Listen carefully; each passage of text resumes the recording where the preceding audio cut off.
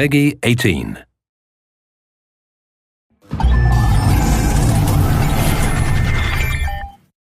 Hello everyone, I'm Colin Graham. I'm the animation director on Watch Dogs, and today I'm excited to present to you a vertical slice of the Watch Dogs free roaming experience. So actually, this is not a mission. Everything we're going to showcase today is completely systemic, and we're free to do as we please. We start off in the wards, the low-income district of our interpretation of Chicago. When creating the world of Watch Dogs, we wanted to stay true to the city and give a unique flavor to each and every neighborhood, not only in terms of the architecture, but also in terms of the people that you'll encounter and what is happening in their day-to-day lives. In the wards, you'll see working-class citizens, rusty cars, gang members, abandoned houses, and low-grade pawn shops. It's really not the kind of place that you're going to want to be alone after dark. Nowadays, modern cities are increasingly managed by software, controlling traffic lights, electricity grids, and surveillance systems. In our version of Chicago, this management software is called CTOS, or the Central Operating System. The CTOS controls everything in the city, and it was created by the Bloom Corporation. Since the CTOS has been installed in Chicago, people get to work faster, the crime rate has dropped, and the communication networks are now more accessible and stable than they ever were before. It goes without saying that if everything is connected, somebody able to take over the system would be extremely powerful. At this point in the game, we don't have control over this district's CTOS system. The icons that you see over people's head mean that we cannot hack into their mobile devices at the moment. We need to find the CTOS control center, install a backdoor virus into the system to take control over all of the infrastructure in this district. There it is, the CTOS control center.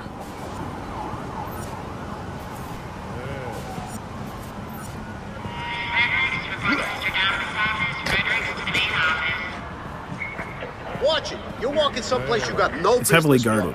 Let's see if we can find the server access codes from a distance. With cameras, we can explore restricted areas without being spotted, tag different guards, and access details on their lives. What the hell is she doing with that weasel motherfucker? It seems that Bloom employees all have a sort of shady past. There it is, the access code to the server room. Unfortunately, we can't access the server via the cameras. We need to sneak inside. One thing that was really important to us when we designed Watch Dogs was to fully support different player styles. Every situation in the game can be tackled the way the player sees fit. In this situation, we can go all out guns blazing, completely stealth without the guards ever seeing us, or we can hack from a distance without ever setting foot inside the restricted area. Let's hack this forklift. Aiden can use the environment to distract and lure guards. Pretty much anything you hack has multiple functions. So, for example, you could use this forklift to access the roof, or you could use it to create cover. Hacking in Watch Dogs is all about player expression. Let's set an improvised explosive device so we can hack it a little bit later.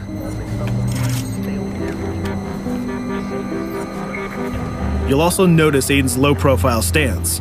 This indicates when the guards are unaware of our presence. We'll try to reach the upper level of the building to see if we can gain a vantage point over our opponents. Everything in the environment can be hacked, so we're going to make some dynamic cover. That's how you spend a day off. Some quality beat. We'll use this forklift to lure the guard towards our IED that we set earlier. Let's see how this plan unfolds. You're working them on.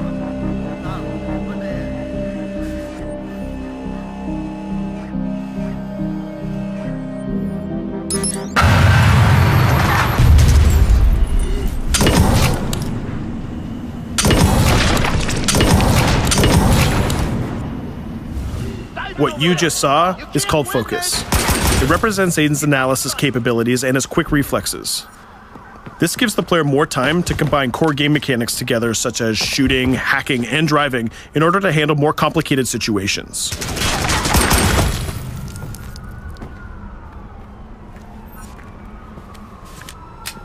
Now we can access that control room.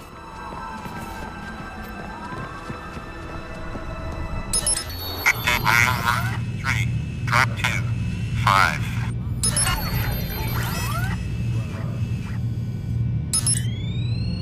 Now we'll be able to hack all of the devices connected to the CTOS within the districts. Thousands of cameras, traffic lights, the electricity grid, and most importantly, all of the citizen information profiles. We can also benefit from the Chicago Police Department Crime Prediction System, which uses facial and pattern recognition to spot potential criminals or potential victims.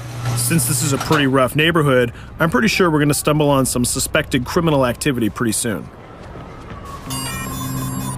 And there it is. The system just pushed an alert of a potential crime. We can see the system trying to triangulate the location on our minimap. Take note, this isn't a mission. This can happen anywhere at any time. We've just spotted a potential victim. It's always up to the player if he wants to investigate or not, to take action or not. So let's see how this turns out. Yeah, you're right. Could I just...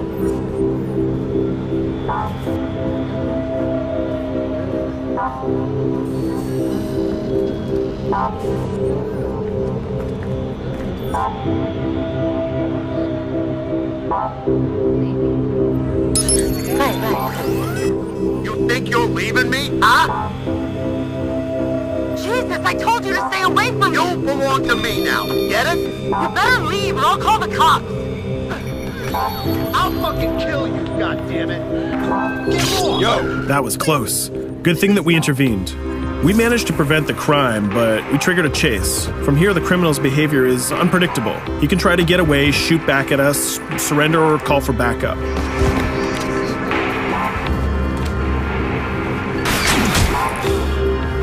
It seems like he decided to get away by car. Let's chase him down.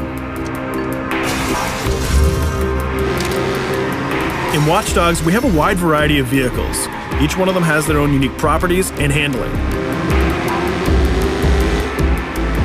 Let's see how we can use the CTOS to our advantage to neutralize this criminal and leave the cops to deal with him later.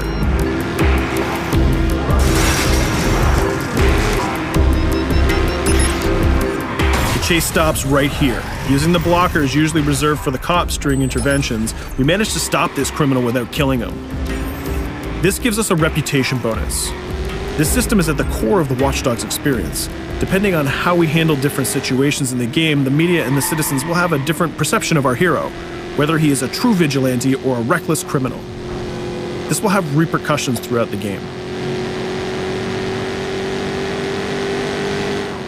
Now, let's head for the Loop, the historical district of Chicago, where you're going to find the most iconic buildings in the city.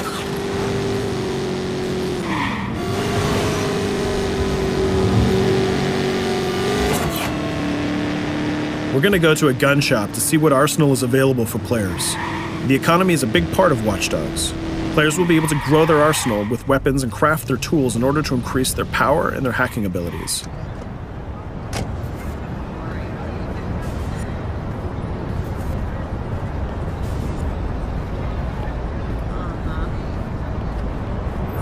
No, it's okay.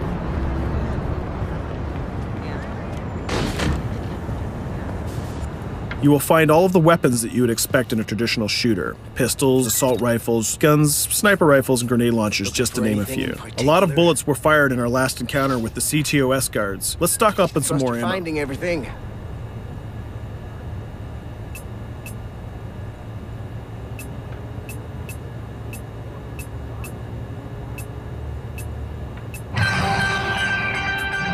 As we mentioned earlier, the media keep track of your actions and the citizens are going to react according to the perception that they have of you. Here, the media is reporting a crime in which you are the #1 suspect. The gun shop owner recognized you and decided to trigger a silent alarm to notify the police. Copy that. Possible wanted suspect presumed armed and dangerous. Police are now trying to locate the source of the threat using the surveillance system in the city, represented by the yellow circles on the minimap. Come in, PH3.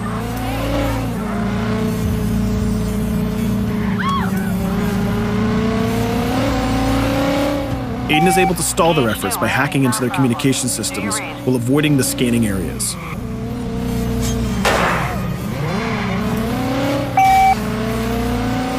PH units, do you copy? Repeat, squad to all PH units. Once they've lost our trail, we can go back to our activities.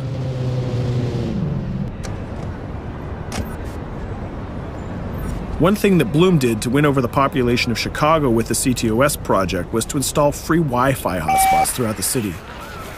Free Wi-Fi is cool, but not very safe with someone like Aiden Pierce around. Hacking into this box is going to give us access to every device that's connected to it. So let's see where that brings us.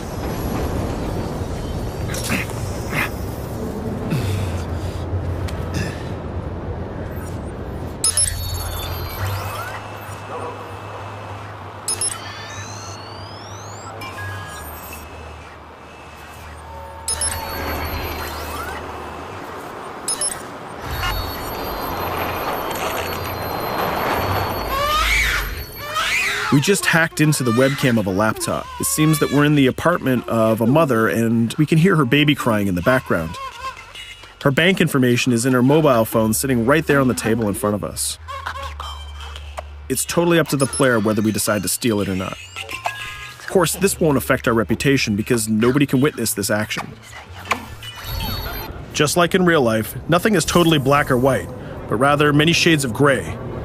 This is exactly the situation where we want the player to question his own morality.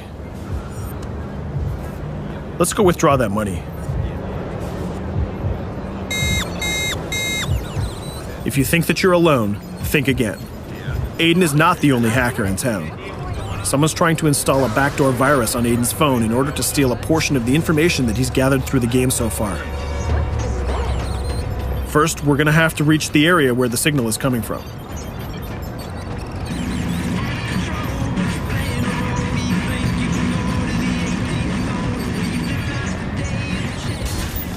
Using our profiler, we're going to try to identify the hacker before the installation finishes.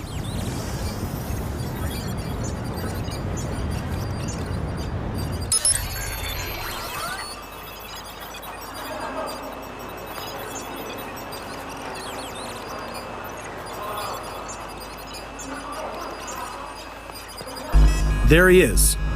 In Watch Dogs, things aren't always what they seem to be. This is actually another player that seamlessly came into our single-player experience. Let's not let him get away with this. We're going to teach this guy a lesson.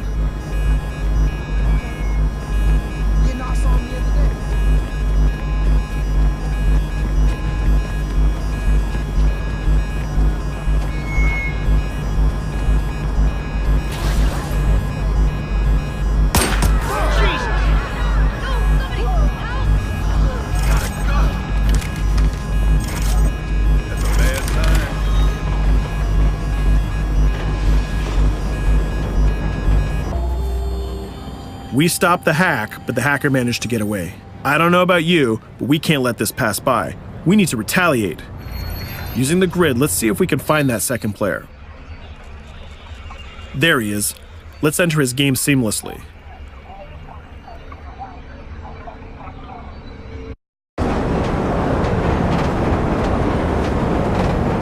The second player is not yet aware of our presence. If we act carefully, he might think that we're one of the many NPCs in the city.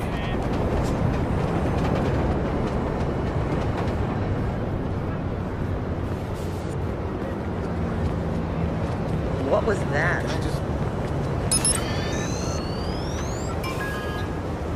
So let's find a place to hide and start hacking. What's going on?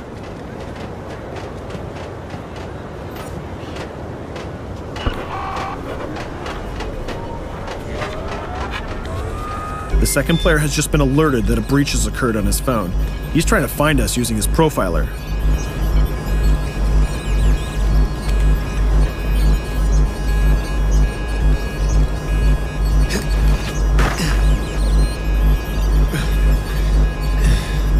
He's dangerously close. Let's hide in the car. We're spotted. Let's get out of there.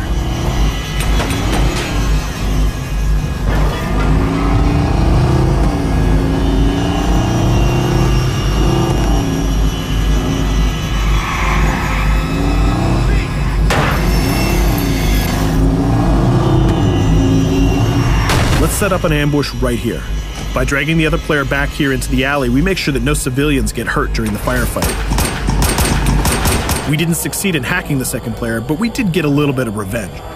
So that's what we have time for today. We hope you enjoyed our quick gameplay session. Stay tuned for more about Watch Dogs.